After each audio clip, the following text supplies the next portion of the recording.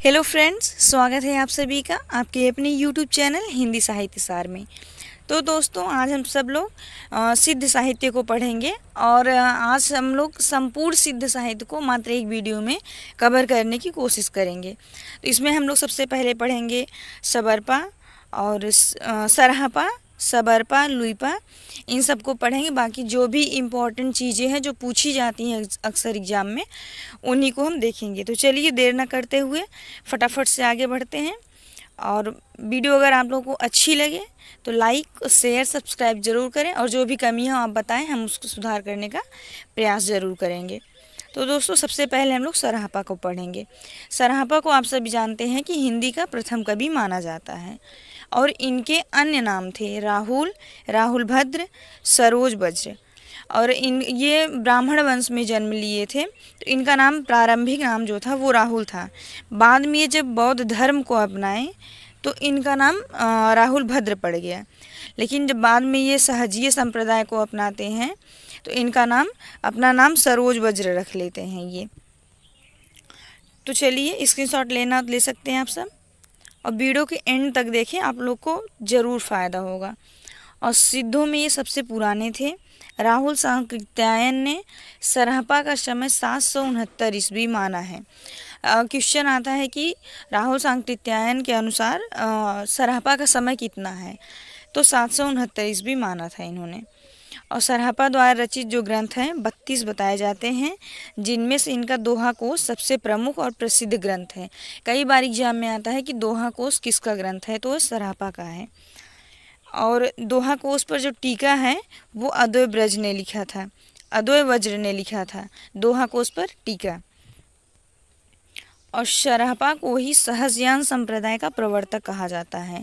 तो अगर सिद्ध संप्रदाय में सहजयान संप्रदाय का जो प्रवर्तक हैं उनको सरहपा को ही माना जाता है।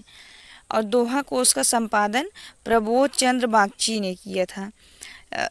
दोहा कोश का जो संपादन है, इसके जो संपादक हैं वो प्रबोध चंद्र बागची हैं।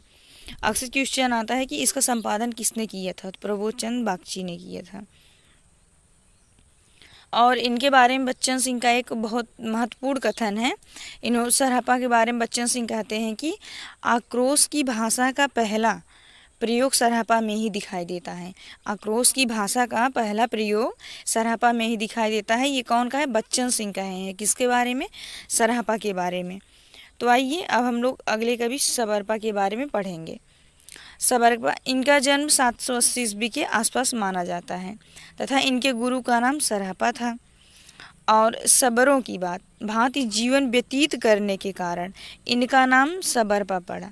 सबरों यानी भीलों की भांति इधर उधर भटकते रहते थे।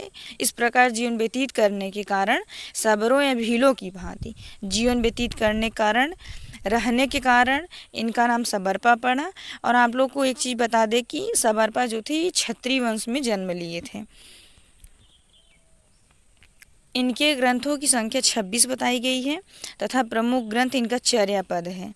चर्यापद जो है इनका प्रसिद्ध ग्रंथ है और इनके ग्रंथों की संख्या 26 बताई गई है। और सबरपा शंकराचार्य से अधिक प्रभावित थे। अगर एग्जाम में अक्सर पूछा गया कि शंकराचार्य से सिद्ध संप्रदाय में सबसे ज़्यादा कौन प्रभावित थे, तो सिद्ध संप्रदाय में शंकराचार्य से सबसे अधिक प्रभावित सबरपा थे। और सिद्धों में प्रचलित जो उलटवासियाँ थी उनका प्रयोग इन्होंने ही शुरू किया था। सबरपा ने जो उलटवासियों का प्रयोग होता था सिद्ध संप्रदाय में, उसकी शुरुआत सबरपा ने ही की थी। हम लोग आगे बढ़ते हैं, देखते हैं लुइपा को। 84 सिद्धों में सबसे ऊंचा स्थान लुइपा का माना जाता है। ये क्वेश्चन बहुत बार आया है कि सबसे ऊंचा स्थान सिद्धों में किसका था, तो लुइपा का था। और इनके गुरु जो थे वो सबरपा थे। लुइपा के गुरु सबरपा थे। और लुइपा का जन्म 773 से 809 के मध्य उड़ीसा में मिलता है। उड़ीसा में एक कायस्थ परिवार में मिलता है। और इनके जो शिष्य थे, 2 लोग हुए, दारिकपा और डेंगीपा। दारिकपा जो थे वो उड़ीसा के राजा थे। इनका उस समय इतना प्रभाव था, कहा जाता है उड़ीसा में, कि इनके प्रभाव से प्रभावित होकर उड़ीसा के राजा दारिकपा और उनके जो मंत्री डेंगीपा थे, इन दोनों ने सिद्ध संप्रदाय को अपनाया, सहजीय संप्रदाय को अपनाया। आई होप आप लोग को समझ में आया होगा। तो बढ़ते हैं आगे। इनके बारे में कुछ चीज़ें हैं जो हम अलग से लिए हैं कि राहुल सांकृत्यायन ने इनके अनुदित 7 ग्रंथ माने हैं। राहुल सांकृत्यायन जो हैं इनके अनुदित 7 ग्रंथ माने हैं और इनकी रचनाओं में अपभ्रंश का खूब प्रभाव दिखाई देता है। कि सिद्ध संप्रदाय में किसकी रचनाओं में सर्वाधिक प्रभाव दिखाई देता है? अपभ्रंश का। तो इन्हीं की रचनाओं में दिखाई देता है। आगे बढ़ते हम लोग इनकी रचनाओं के बारे में जानते हैं, कौन कौन सी इनकी रचनाएं हैं। अभिसमय विभंगम, और मैं बोल रही हूँ, आप लोग सुन लीजिए, हैंडराइटिंग क्या पता आप लोग को ना समझ में आए। अभिसमय विभंगम, तत्व स्वभाव, दोहा कोश, बुद्धोदय, भागवत विसमय, लुईपाद गीतिका, ये जो हैं इनके लुईपा के प्रमुख ग्रंथ हैं। अब हम लोग डोम्भिपा को पढ़ेंगे। इनका जन्म 840 ईस्वी के आसपास क्षत्रिय वंश में हुआ था। ये पढ़ लीजिए आप लोगों को, कुछ हम चीज़ें और बताएंगे, अलग से कुछ तथ्य को बताएंगे। इनका जन्म 840 ईस्वी के आसपास क्षत्रिय वंश में हुआ था तथा इनके गुरु का नाम विरूपा था। इनके गुरु का नाम विरूपा था, किसके? डोम्भिपा के। और इनका जन्म भी क्षत्रिय वंश में हुआ था। इनके द्वारा रचित 21 ग्रंथ मिलते हैं या बताए जाते हैं।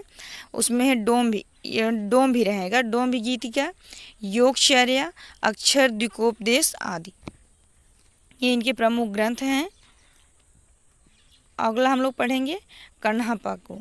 कण्हपा, इनका जन्म 820 ईस्वी में कर्नाटक के ब्राह्मण परिवार में हुआ था तथा ये बिहार के सोमपुरी में रहते थे। इनका जन्म जो है वो कर्नाटक में हुआ था, लेकिन ये रहते कहाँ थे? बिहार के सोमपुरी में रहते थे। और इन्होंने अपने गुरु का नाम जलंधरपा या जालंधरपा बताया है। इनके जो गुरु थे वो जलंधरपा या जालंधरपा थे और इनके द्वारा लिखित 74 ग्रंथ बताए जाते हैं। तो इनमें इम्पॉर्टेंट जो है, जो अधिकतर पूछे जाते हैं, तो कण्हपा का जन्म जो है कर्नाटक में हुआ था। ये बिहार में बाद में निवास करने लगे थे आके, और इनके गुरु जो हैं वो जालंधरपा थे। और राहुल सांकृत्यायन ने इनके बारे में लिखा है। राहुल सांकृत्यायन के बारे में कहते हैं कण्हपा पांडित्य और कवित्व में बेजोड़ थे। कण्हपा जो है पांडित्य और कवित्व में बेजोड़ थे और कण्हपा को सिद्धों में सर्वाधिक ज्ञानी बताया जाता है कि इनके पास काफ़ी नॉलेज था।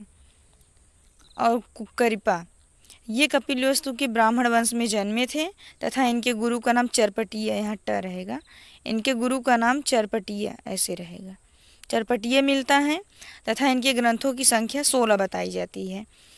तो दोस्तों हम लोग इतना देखने के बाद ये देखते हैं कि इसमें ब्राह्मण वंशी, क्षत्रिय वंश के, कायस्थ परिवार के सभी वर्गों से इसमें लोग शामिल थे। इसका मतलब है कि सिद्ध संप्रदाय का उस समय इतना अधिक प्रभाव था कि इसमें अनेक धर्मों, जातियों के लोग आके इसको सिद्ध संप्रदाय में जुड़े थे इससे। तो आप लोग स्क्रीनशॉट ले सकते हैं। बस दोस्तों आज इतना ही, मिलेंगे आपसे अगली क्लास में अगली वीडियो के साथ। अगला वीडियो हम लोग का होगा नाथ संप्रदाय पे। तो जय हिंद, जय हिंदी, स्वस्थ रहिए, मस्त रहिए।